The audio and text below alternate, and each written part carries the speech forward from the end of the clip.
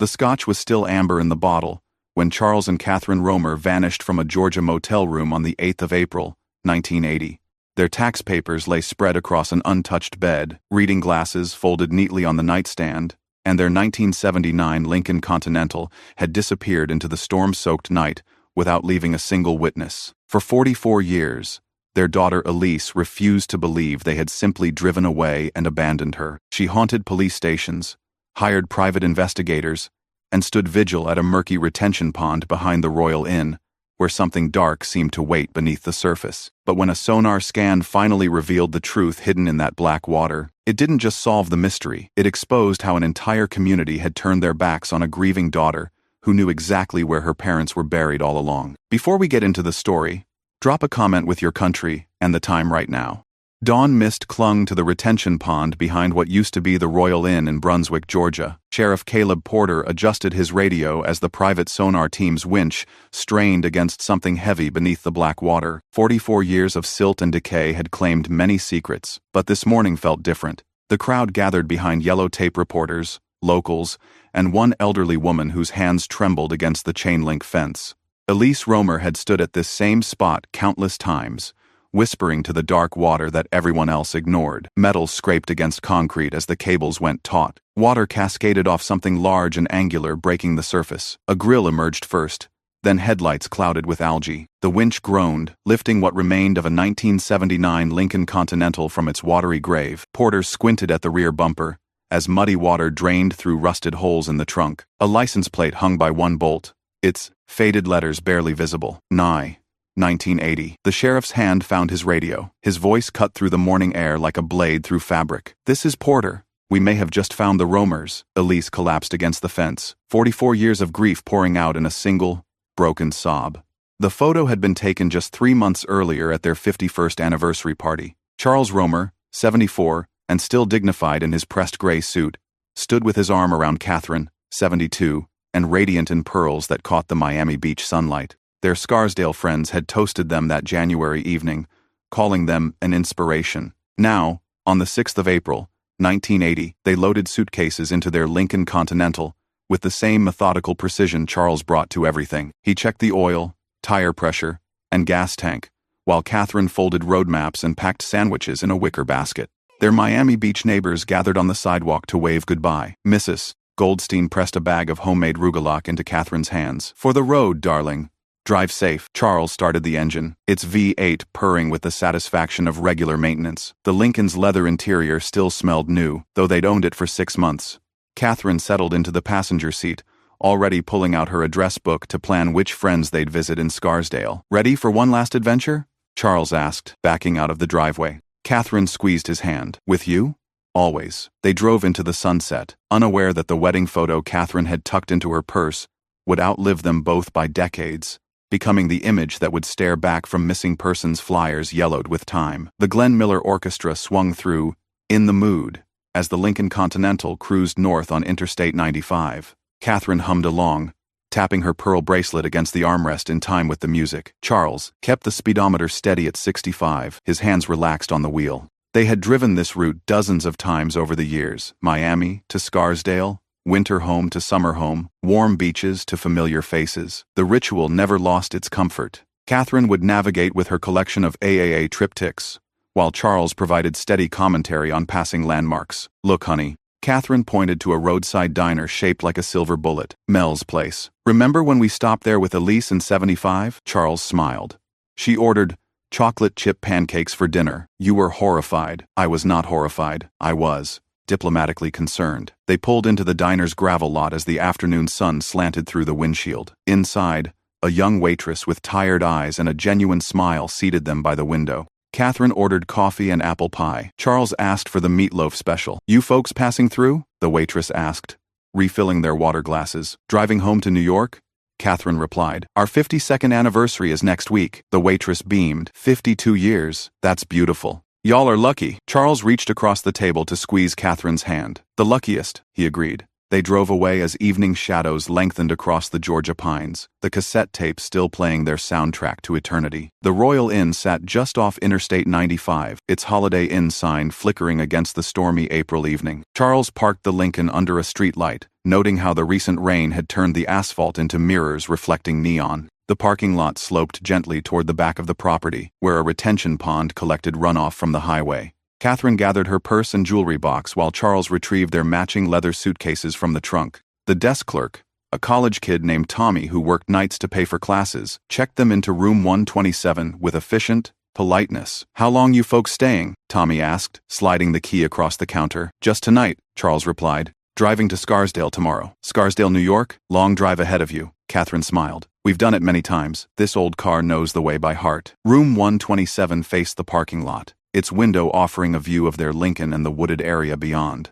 Catherine unpacked carefully, hanging their travel clothes in the narrow closet, while Charles spread his tax papers across the small desk. He'd been reviewing their 1979 returns, making notes in his precise handwriting. Catherine opened a bottle of Johnny Walker Black Label, pouring 2 fingers into plastic motel cups. "To almost home," she toasted. Charles raised his cup. "To us." They settled into the evening routine of a couple married 51 years, never imagining that room key 127 would become evidence in a mystery that would haunt their daughter for the rest of her life. At 11 o'clock, Charles locked the door and turned off the television. Catherine had already laid out their clothes for the morning drive, his gray slacks and blue shirt, her yellow dress with the matching cardigan. The bed remained perfectly made, its brown polyester bedspread tight across the mattress. "I'm going to check the car," Charles said, jingling the keys. "Make sure everything's secure." Catherine nodded, brushing her teeth in the small bathroom. Through the window, she could see her husband's silhouette moving around the Lincoln, checking the doors and trunk with his usual thoroughness. The parking lot was quiet except for the distant hum of highway traffic. Tommy, the desk clerk, was doing his midnight rounds when he spotted the elderly couple outside room 127. They stood near their car, talking quietly. Mrs. Romer held something in her hands, maybe car keys or her purse. "Mr. Romer gestured toward the back of the parking lot, where the asphalt disappeared into shadows. Tommy turned away to check the ice machine, thinking nothing of it. Guests often went back to their cars for forgotten items or took evening walks to stretch their legs after long drives. When he looked again 20 minutes later, the parking lot was empty. The Lincoln Continental was gone. Room 127 sat dark and silent. Sometime after midnight, the only witness was the retention pond, its black surface absorbing secrets that would remain buried for 44 years. Maria Gonzalez had been cleaning motel rooms for 8 years, but she'd never encountered anything like room 127. At 11 a.m. on the 9th of April, she knocked 3 times, calling out, "Housekeeping," in her accented English. No response. She tried the door handle locked from the inside. Using her master key, Maria stepped into a scene that would haunt her dreams. The bed was still perfectly made, its brown spread unslept in. Tax papers were stacked neatly on the desk, held down by reading glasses. 2 plastic cups sat on the nightstand, one still containing a finger of amber liquor. Clothes hung in the closet exactly as someone had arranged them the night before. A jewelry box sat open on the dresser, its contents untouched. The bathroom showed signs of use: wet towels, a toothbrush, Catherine's lipstick uncapped beside the sink. Maria called the front desk with shaking hands. "Room 127, she whispered to Tommy. "The old people, they're gone, but their things." "What do you mean gone?" "Their car isn't in the parking lot, but their clothes, their papers, everything is here, like they just disappeared." Within an hour, Brunswick police had cordoned off room 127. Detective Ray Bishop photographed every corner, bagged every item, and interviewed every employee. The physical evidence was clear. Charles and Catherine Romer had prepared for bed, but never slept. They had vanished sometime after 11 p.m., leaving behind everything except their lives. The Bell 206 helicopter swept low over the Georgia marshland, its rotor wash bending the Spartina grass in golden waves. Pilot Jim Crawford had been searching for the missing Lincoln Continental for 6 hours, following every back road and hidden trail within 50 miles of Brunswick. Below, teams of volunteers combed through palmetto scrub and pine forests. Bloodhounds picked up no scent trail from the motel parking lot. State troopers checked every tow yard, junkyard, and abandoned barn from Savannah to Jacksonville. Detective Bishop coordinated the ground search from a command post set up in the Royal Inn's lobby. Maps covered every wall, marked with red X's where teams had already searched. The retention pond behind the motel received a cursory glance too shallow for a car, officers concluded. Could be anywhere by now, Bishop told the assembled reporters. Elderly couple, might have gotten confused, taken a wrong turn, were checking hospitals, nursing homes, anywhere they might have ended up. Local news crews filmed the search operation, their cameras capturing the systematic effort to find two people who had literally vanished into the night. Overhead, the helicopter's downdraft stirred the surface of the retention pond, creating ripples that caught the afternoon Sunday. Crawford made another pass over the water, noting its dark color and the debris floating along the edges. Lot of junk down there, he radioed to base. Old tires, shopping carts, nothing big enough to be a car. The search would continue for another week, covering hundreds of square miles while the answer lay 30 feet from where it started. The Delta Airlines ticket stub was still clutched in Elise Romer's hand when Officer Janet Mills met her at Jacksonville International Airport. Flight 447 from LaGuardia had been delayed 2 hours, giving Elise time to imagine every possible scenario during the turbulent ride south. None of her imagined scenarios prepared her for the reality. Officer Mills led her to an unmarked car, speaking in the careful, measured tones reserved for family members of the missing. "We have teams searching around the clock, Mrs. Romer. Your parents' belongings are secure. We're treating this as a missing persons case, but we're exploring all possibilities." The drive to Brunswick took 90 minutes through pine forests and coastal marshland. Elise stared out the window, trying to reconcile this unfamiliar landscape with her parents' planned route home. Why had they stopped here? What had drawn them off the interstate? At the Royal Inn, Detective Bishop walked her through room 127. Seeing her father's reading glasses on the nightstand, her mother's jewelry box open on the dresser, it was like walking into a photograph where the people had been carefully erased. "They were planning to drive home today," Elise whispered, touching the yellow dress her mother had laid out. "She bought this specifically for the trip. Said it was cheerful for spring." That evening, Elise walked alone to the retention pond behind the motel. Standing at its muddy edge, she felt something her parents had felt there last night alive, the pull of dark water hiding secrets beneath its surface. The letter was dated the 8th of April, 1981, exactly 1 year after her parents' disappearance. Elise sat at their Scarsdale kitchen table, her father's fountain pen moving across cream-colored stationery in her careful script. "Dear Mom and Dad, I hope this letter finds you somewhere safe and happy. I know that sounds crazy, writing to people who might be dead, but I refuse to believe you just drove away and left me. That's not who you were." The house remained exactly as Charles and Catherine had left it. Their bedroom slippers sat beside the bed. His reading chair still held a bookmark at page 247 of The Rise and Fall of the Third Reich. Her gardening gloves lay on the kitchen windowsill, waiting for spring planting that would never come. Elise had tried to resume normal life. She went to work at the insurance company, attended her book club, smiled at appropriate moments during conversations. But every day ended the same way, sitting in her parents' empty house, surrounded by evidence of interrupted lives. The Brunswick police had officially classified the case as inactive after 6 months. No leads, no witnesses, no trace of the Lincoln Continental or its occupants. Detective Bishop had been kind but honest. "Sometimes people just disappear, Mrs. Romer. I'm sorry." She folded the letter and placed it in a box with dozens of others. Each birthday, each anniversary, each holiday, Elise wrote to parents who would never write back, maintaining a conversation with silence that would span decades. The call came on a rainy Tuesday in November 1985. Detective Bishop's voice carried careful optimism through the phone line. "Mrs.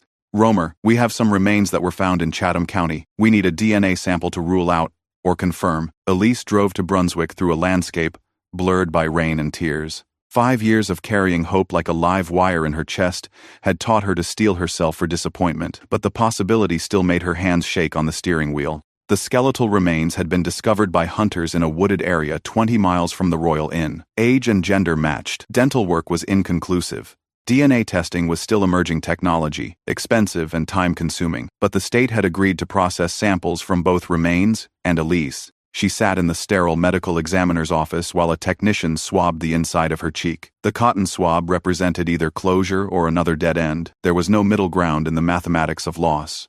3 weeks later, Bishop called with results that hit like a physical blow. "I'm sorry, Mrs. Romer, the DNA doesn't match.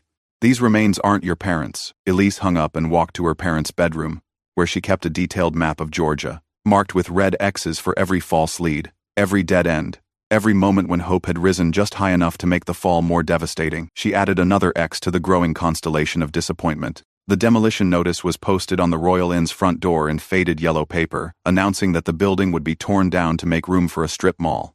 Elise stood in the cracked parking lot, reading the legal language that would officially erase the last place her parents had been seen alive. 10 years had transformed the motel from shabby to derelict. Windows were boarded with plywood, the swimming pool was filled with stagnant water and dead leaves. Vines climbed the exterior walls, reclaiming the building for the Georgia wilderness. But the retention pond remained unchanged. Elise walked to its edge, noting how the water level had dropped during the dry summer. Debris was more visible now: shopping carts, bicycle frames, the rusted hull of what might once have been a boat. The dark water seemed deeper than it looked, absorbing light without reflection. A maintenance worker approached, carrying a chainsaw and wearing a hard hat. "Ma'am, this is a construction zone. You can't be back here." "My parents disappeared from this motel," Elise said without turning around. "The 8th of April, 1980. The worker stopped, his expression softening. "I heard about that. Before my time, but people still talk. Real shame." "They're down there," Elise said, pointing at the pond. "I've always known it." The worker followed her gaze to the black water. "Pond's not that deep. Maybe 8 feet at the center. If there was a car." "There is a car." Elise's voice carried absolute certainty. "Someday, someone's going to look." The empty picture frame sat on Elise's mantelpiece between her wedding photo and her son Daniel's graduation portrait. She had bought it in 1995, thinking optimistically about the day she would fill it with a photo of her parents' homecoming, their first picture together in 15 years. Daniel, now 23 and working as a carpenter, tried to understand his mother's obsession, but couldn't grasp how someone could spend half their life searching for ghosts. He had grown up in the shadow of grandparents he barely remembered, listening to bedtime stories about people who existed more in memory than reality. "Mom, maybe it's time to let them rest," he said gently, finding her staring at the empty frame again. "You've got your own life to live." Elise touched the frame's silver edge. "They gave me life, Daniel. Every breath I take belongs partly to them. Until I know what happened, I'm incomplete." She had tried to move forward. After her divorce in 1992, she dated occasionally, always ending relationships when men couldn't understand her annual trips to Brunswick, her boxes of case files, her inability to fully commit to a future that didn't include answers about the past. The empty frame became a shrine to possibility, the space where resolution would live when it finally came. Each year, she dusted it carefully, maintaining its readiness for the moment when she could fill it with proof that love transcends death, that persistence outlasts despair. That moment was still decades away, but Elise never stopped believing it would come. The letter arrived by certified mail on a cold February morning in 2010. Elise signed for it with hands that trembled from more than winter cold, recognizing the Brunswick postmark, but not the sender's name: Samuel Deacon. The handwriting was shaky, labored, the words of a man writing against time and failing strength. "Mrs. Romer, my name is Sam Deacon. I worked maintenance at the Royal Inn back in 1980. I've been carrying a secret for 30 years, and I'm dying of lung cancer. The doctors give me maybe 2 months. The night your parents disappeared, I was emptying trash cans in the parking lot around midnight. I saw tire tracks in the mud leading straight to the retention pond. Deep ruts, like a heavy car had backed right up to the edge, maybe even went in. I told the police, but Detective Bishop said the pond wasn't deep enough for a car.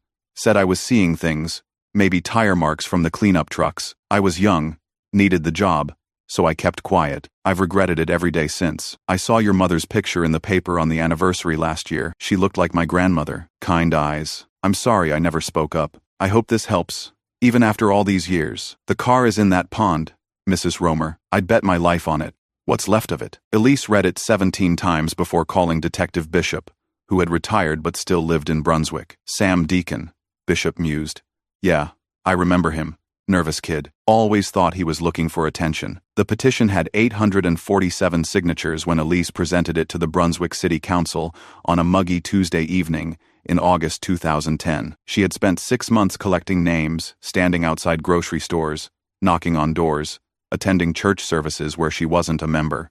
Petition to authorize sonar, search of former Royal Inn retention pond, the header read in bold letters. Below, hundreds of signatures represented the weight of community conscience finally awakened. Mayor Patricia Reynolds looked uncomfortable as she reviewed the document. The pond was now city property, acquired when the strip mall developers went bankrupt. Authorizing a search would cost money the city didn't have, and might establish precedent for other cold case investigations. "Mrs. Romer," Reynolds said carefully, "we appreciate your persistence, but it's been 30 years. Even if there was something in that pond, what would be left?" Elise stood at the microphone, her voice steady despite the tremor in her hands. "Metal doesn't decay, Mayor Reynolds. Neither does truth. I have a letter from a dying man who saw tire tracks leading to that pond the night my parents disappeared. I have 30 years of being told I was wrong, that I should give up, that I should move on." She gestured to the packed room where supporters had gathered. "These people believe that truth matters. They believe that children deserve to bury their parents. They believe that justice delayed is not justice denied." The council voted 4-3 to authorize a preliminary sonar survey funded by private donations. It was a victory measured in decades. Not months, but it was a victory nonetheless. The red line on the fundraising thermometer had reached $12,847 by Christmas 2011, still $7,000 short of the $20,000 needed for a comprehensive sonar search. Elise had posted the thermometer in Brunson's hardware store, where it became a conversation starter for locals who remembered the case. Daniel had initially opposed his mother's fundraising campaign, arguing that she was throwing good money after false hope. But as donations trickled in from unexpected sources, elderly neighbors living on Social Security, teenagers babysitting for extra cash, churches taking special collections, he began to understand something bigger was happening. "It's not really about the money," he told his girlfriend Sarah one evening as they counted the day's donations. "It's about people believing that some questions deserve answers, even after 30 years. Mrs. Goldstein, the Romer's former Miami Beach neighbor, sent a check for $500 with a note. Charles always said Catherine had good instincts. If Elise thinks they're in that pond, that's good enough for me." Sheriff Caleb Porter, who had recently been elected to replace the retiring chief, quietly contributed $200 from his own pocket. His father had been part of the original 1980 search team, and Porter had grown up hearing whispered regrets about leads not followed, evidence dismissed too quickly. The thermometer became a symbol of collective determination, proof that some communities never truly forget their missing, even when official investigations go cold. Each donated dollar represented someone who believed that Charles and Catherine Romer deserved better than being forgotten in files marked inactive. The sonar printout looked like an abstract painting, swooshes of green and blue, interrupted by a dark rectangular shadow at the pond's deepest point. Marine archaeologist Dr. Jennifer Walsh studied the reading with professional skepticism that slowly transformed into excitement. "This is definitely vehicular," she told Elise, pointing to the geometric shape on the screen. "Length approximately 18 feet, width 6 feet, sitting upright on the bottom, partially buried in sediment." Elise gripped the edge of the table, afraid to hope too strongly after so many disappointments. Could it be my parents' car? The dimensions match a 1979 Lincoln Continental, and the position. Walsh traced the outline with her finger. "It's consistent with a vehicle that entered the water from the back edge of the parking lot, following the slope." Sheriff Porter examined the printout with the methodical attention he brought to all evidence. The shadow was clear, undeniable, impossibly patient in its long wait for discovery. 42 years, he said quietly. "They've been right here for 42 years. The news spread through Brunswick like wildfire. Local television stations picked up the story, then regional networks, then national news. The small retention pond became the center of a media circus, as reporters arrived to cover the story of the elderly couple who had finally been found. But Elise barely noticed the attention. She stood at the pond's edge, staring at water that had kept its secret for almost half her lifetime, whispering the words she had waited decades to say. "I'm coming, Mom. I'm coming, Dad." The recovery cable was an inch thick, braided steel, designed to lift 18,000 pounds from the bottom of a murky retention pond. It had taken 3 days to position the equipment, cranes, pumps, safety boats, turning the quiet pond into an industrial operation that drew crowds from 3 counties. Elise stood behind the police tape, flanked by Daniel and Sheriff Porter. The media had arrived in force, their cameras capturing every moment of the recovery that had taken 44 years to arrange. She wore her mother's pearl brooch, the only piece of jewelry Catherine hadn't been wearing the night she disappeared. The winch operator gave a thumbs up to Porter. "Ready when you are, Sheriff." The cable went taut with a metallic groan. Water churned around the submerged object as decades of mud and sediment reluctantly released their grip. Something large and dark began to emerge from the depths, water streaming from corroded metal. A grill broke the surface first, its chrome long since dissolved into rust and algae. Headlights followed, clouded with decay but still recognizably automotive. The crowd fell silent as more of the vehicle emerged, a roof, windows opaque with mud, the unmistakable profile of a luxury sedan. Porter spoke into his radio, his voice carrying across the water. "Control, this is Porter at the pond. We have positive recovery of a vehicle. Appears to be consistent with the 1979 Lincoln Continental." Elise watched her parents' final resting place rise from the black water, feeling 44 years of questions condensing into this single moment of terrible, beautiful truth. The Johnnie Walker Black Label bottle was still recognizable despite 4 decades underwater. As the Lincoln Continental sat dripping on the recovery platform, crime scene technicians began the delicate process of documenting everything inside the vehicle before disturbing any evidence. Through the driver's side, the window, they could see skeletal remains in the front seat, 2 figures who had died exactly where they had lived, side by side. The steering wheel was twisted, suggesting Charles might have tried to regain control as the car slid backward into the pond. But it was the bottle on the passenger side floor that broke Elise's heart. The scotch that had been meant for celebration, for toasting another successful journey, had become a silent witness to their last moments. The amber liquid was long gone, but the bottle remained testament to interrupted lives and love that transcended death. Dr. Walsh, the marine archaeologist, worked with forensic specialists to create a detailed map of the car's contents before anything was removed. Catherine's jewelry box sat open on the dashboard, its contents scattered by decades of shifting water. Charles's reading glasses hung from the rearview mirror, where they had probably been placed for the drive home that never happened. Preliminary examination suggests no signs of struggle or violence, the medical examiner announced to the assembled media. This appears consistent with an accidental drowning scenario. Elise nodded, tears streaming down her face.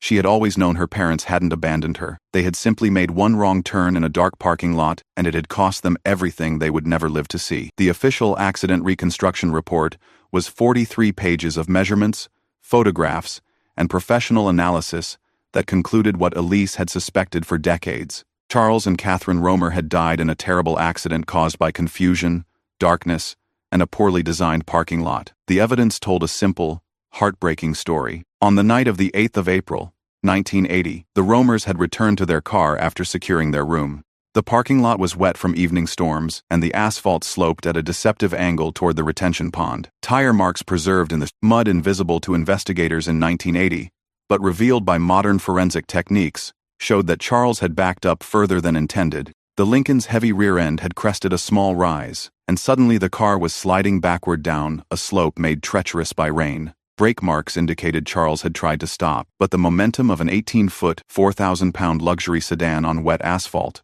was unstoppable. The car had entered the water traveling approximately 15 miles per hour, its headlights briefly illuminating the pond's surface before disappearing beneath it. Water would have entered through the windows and trunk within minutes. The Romers, both in their 70s and possibly disoriented by the sudden plunge into darkness, would have had little chance of escape. "No foul play," Sheriff Porter announced at the press conference. "No evidence of suicide or intentional harm. This was a tragic accident that claimed 2 lives and left a family searching for answers for 44 years. Elise sat in the front row, holding the reconstruction report like a sacred document. Finally, she had proof of what her heart had always known. Her parents hadn't chosen to leave her. They had simply been victims of circumstance, darkness, and a few inches of rain-slick asphalt. The memorial service was held at sunset on a warm October evening, exactly where the retention pond had once hidden its secrets. The water had been pumped out and filled with clean soil, creating a small garden where families could remember loved ones who had gone missing. Hundreds of candles flickered in the gentle breeze as Elise stood at the makeshift podium Sheriff Porter had arranged. The crowd included people she had never met, families of other missing persons, strangers who had followed the story, young people who couldn't imagine carrying grief for 44 years. "My parents were not perfect people," Elise began, her voice carrying across the quiet assembly. "They were stubborn, sometimes impatient, occasionally judgmental about younger generations and their music. But they were mine, and they loved me, and they never would have chosen to leave me wondering." She held up the memorial candle that would burn throughout the night, a single flame representing the light that had guided her through 4 decades of darkness. "Some people think I wasted my life searching for them, but I learned something important during those years. Love doesn't end when someone disappears. It transforms. It becomes determination. It becomes hope. It becomes the refusal to let go, even when everyone tells you to move on." Daniel stood beside his mother, finally understanding the force that had shaped his childhood. The other mourners, Sheriff Porter, Dr. Walsh, even former Detective Bishop, now in his 80s, represented a community that had finally awakened to its responsibility to the missing. The candle burned through the night, its light reflecting off the still water that had given up its secrets at last. The death certificates were signed on the 15th of November, 2024, 44 years, 7 months, and 7 days after Charles and Catherine Romer had checked into room 127 at the Royal Inn. Dr. Margaret Foster, the state medical examiner, had used dental records and DNA analysis to make the positive identification. Cause of death, accidental drowning. Date of death, the 8th of April, 1980. Elise held the documents with hands that no longer trembled. After decades of uncertainty, she finally had official proof that her parents were dead, along with legal confirmation of how and when they had died. The certificates would allow her to settle their estate, claim insurance benefits, and most importantly, lay them to rest. The media attention had been overwhelming. Daughter's 44-year search ends appeared in newspapers across the country. Television producers called about documentary deals. Publishers inquired about book rights. But Elise was interested in none of it. "This isn't about me," she told the persistent reporters. "It's about two people who deserved better than being forgotten. It's about families who shouldn't have to search for 40 years to get answers." Sheriff Porter had used the publicity to announce the formation of the Romer Task Force, a specialized unit dedicated to cold cases involving missing persons. The unit would have resources, training, and most importantly, the mandate to investigate cases that previous generations had dismissed or ignored.